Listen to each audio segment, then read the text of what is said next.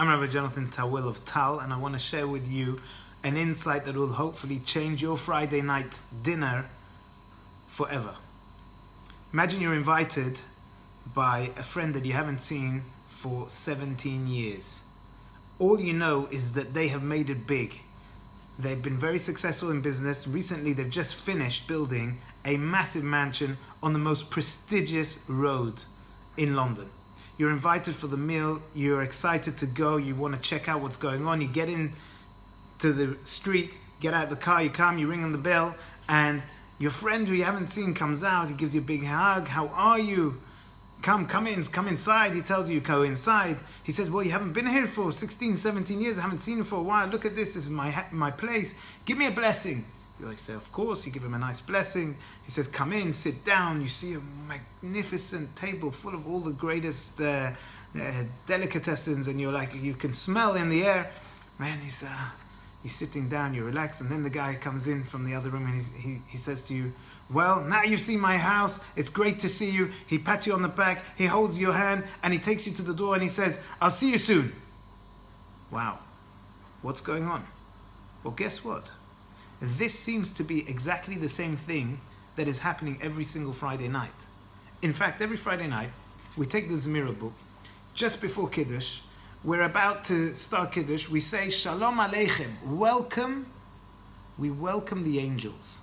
Everybody, the Gemara says, when a person comes back from the synagogue on Friday night, we come back, we've got 2 guardian angels and they're accompanying us. So we welcome them on a Friday night. But hold on a minute, that's not it. Bo'achem neshalom, come. We welcome them, we say, come in. Baruchuni, give us a blessing. B'shiftechem, sit down. And then we say, b'tzeitchem neshalom, go out in peace. Why are we telling them to go out in peace? We've just invited them in. Perhaps at the end of the meal we should be saying. And in fact, some people have the custom of actually leaving out that last sentence, telling them to go out. But I'm going to discuss with you 2 fabulous ideas about what this means.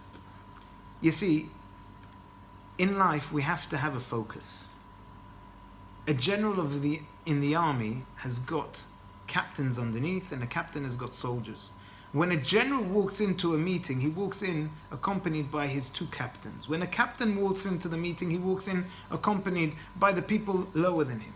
When God Almighty walks into your house, so to speak, as he does every Friday night, he's accompanied by the angels. The angels are secondary, of course, God is primary. The message before we begin our Friday night dinner is to know that sitting with us, so to speak, is to acknowledge God Almighty's presence. He is here. So we welcome the angels and we tell them to give us a blessing in the name of God, and we let them be around, but then we tell them thank you very much and we escort them out. But we leave behind, of course, God's presence. There is a second idea that I want to share with you. Jacob had a dream at the outset as he's going out to get married. We discussed this last week. He's dreaming about a ladder that's going up to the heavens. It's a tall, tall ladder, and angels are going up and angels are coming down. And Rashi explains, what are angels doing going up and down? Yaakov was about to leave Eretz Yisrael. He's leaving Israel. He's been in Israel all his life, and he's about to leave Israel. The guardian angels are now going up to the heavens, those that accompanied him in Israel. New guardian angels are coming down, and they're going to accompany him in Chutz La'aretz, outside of Israel. 20 years pass. Yaakov is now married. He has wives. He has children. He's coming back, and he's frightened. He's about to meet his brother Esav. But as he's coming back down to Israel, he arrives, and again, the Torah tells us, Yaakov sees Machanaim, a double camp. There are 2 sets of angels. There are the angels that have been accompanying him with him in Chutz La'aretz, in Syria, in Turkey, wherever he's been over there. And now he's coming back towards Israel, and the new angels are going to come and they're accompanying him here.